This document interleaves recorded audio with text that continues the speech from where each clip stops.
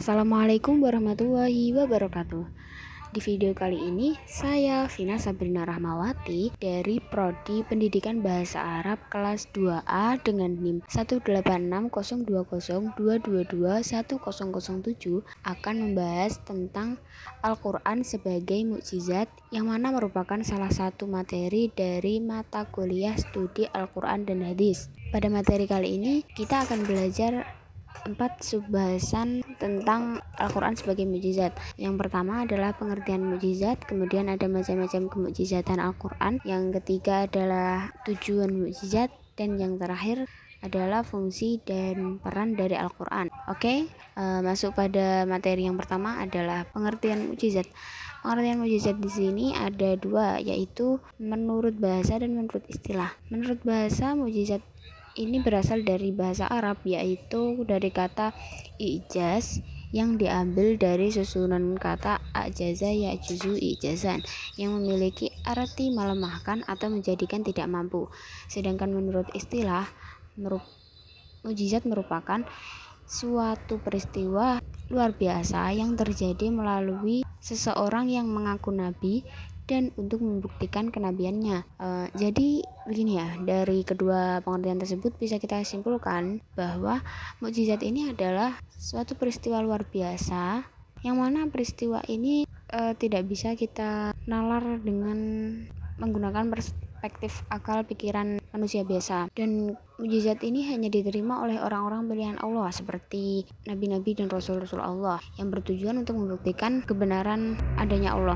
Biasanya mukjizat ini juga digunakan untuk melemahkan orang-orang yang menentang agama Allah dan meyakinkan beberapa orang yang masih ragu-ragu.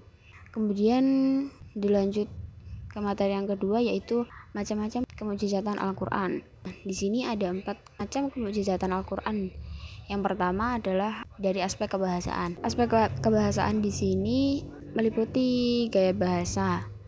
Al-Quran menggunakan gaya bahasa yang berbeda dengan gaya bahasa orang-orang Arab, meskipun bahasa pengantar Al-Quran adalah bahasa Arab, sehingga banyak orang-orang Arab pada saat itu yang terkagum-kagum dan terpesona oleh gaya bahasa dari Al-Quran. Kemudian macam kemukjizatan yang kedua yaitu dilihat dari aspek sumber hukum. Maksudnya Al-Quran menjadi sumber hukum yang ideal dari zaman Nabi sampai sekarang. Kemudian yang ketiga adalah dilihat dari aspek dalam menerangkan kabar gaib. Maksudnya kan di sini di dalam Al-Quran itu kan banyak ya ayat-ayat yang menerangkan tentang hal-hal gaib seperti surga, neraka, hari kiamat, hari kebangkitan, Lauhul Mahfuz, dan lain-lain. Dan banyak juga yang menerangkan tentang kisah-kisah Nabi pada masa lampau beserta pengikut-pengikutnya, seperti kisahnya Nabi Nuh, Nabi Ibrahim, Nabi Yusuf, dan lain-lain. Kemudian dalam aspek kabar gaib ini ada pembagian ya. Aspek ini terbagi menjadi dua, yaitu berita gaib pada masa lampau dan berita gaib pada masa yang akan datang. Berita gaib pada masa lampau ini contohnya adalah pada kisah Nabi Nuh dan para pengikutnya yang menyelamatkan diri dari musibah banjir besar sebagai cobaan bagi para penantang dakwahnya, yang mana dalam ayat Al-Quran dijelaskan dalam surah Hud ayat 49. Bismillahirrahmanirrahim. Tilka min amba'il ghaibi nuhiya ilaik ma kunta ta'lamuha anta wala qaumuka min qabli hada fasbir innal 'aqibata lil muttaqin, yang artinya itu adalah diantara berita-berita penting tentang yang gaib yang kami wahyukan kepadamu, yaitu Nabi Muhammad, yang tidak pernah kamu mengetahuinya dan tidak pula kaummu sebelum ini. Kemudian yang kedua yaitu berita gaib pada masa yang akan datang. Di sini kita contohkan dari ayat yang menjelaskan tentang kemenangan umat Islam atas kaum Quraisy, yang mana hal ini terrealisasikan pada peristiwa Fathu Makkah, yang dalam Al-Quran dijelaskan dalam surah Al-Qamar ayat 45, yang artinya golongan itu pasti akan dikalahkan dan mereka akan mundur ke belakang. Kembali ke macam kemukjizatan. Ini yang terakhir yaitu aspek isyarat ilmiah.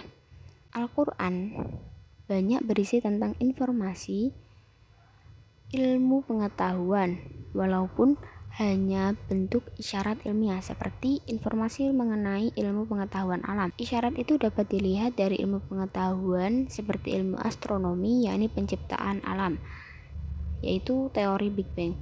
Berdasarkan teori Big Bang, alam semesta tercipta dari kumpulan gas yang disebut primary nebula, kemudian terpecah menjadi bintang-bintang, planet-planet, matahari, bulan, dan sebagainya.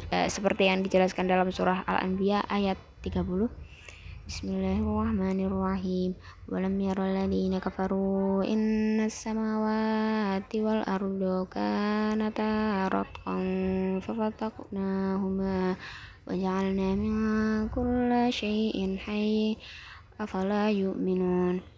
Yang memiliki arti, dan apakah orang-orang yang kafir tidak mengetahui bahwasanya langit dan bumi itu keduanya dahulu adalah suatu yang padu, kemudian kami pisahkan antara keduanya, dan dari air kami jadikan segala sesuatu yang hidup, maka mengapakah mereka tiada juga beriman?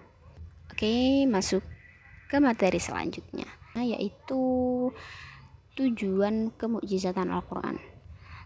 Tujuannya di sini ada 3 ya, yaitu membuktikan bahwa Nabi Muhammad SAW adalah benar-benar seorang nabi atau rasul Allah Subhanahu wa taala yang diutus untuk menyebarkan ajaran-ajaran Islam kepada seluruh manusia.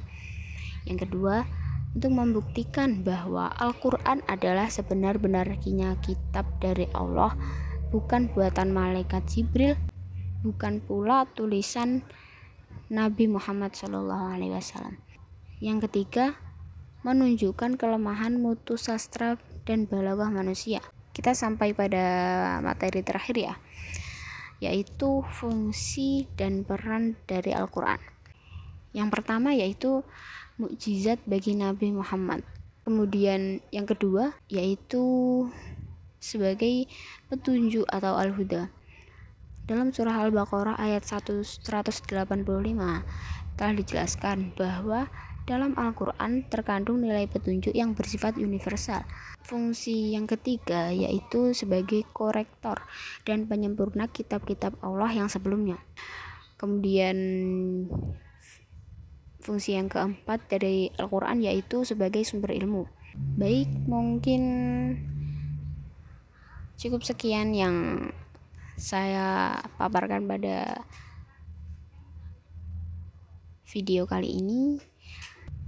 Terima kasih.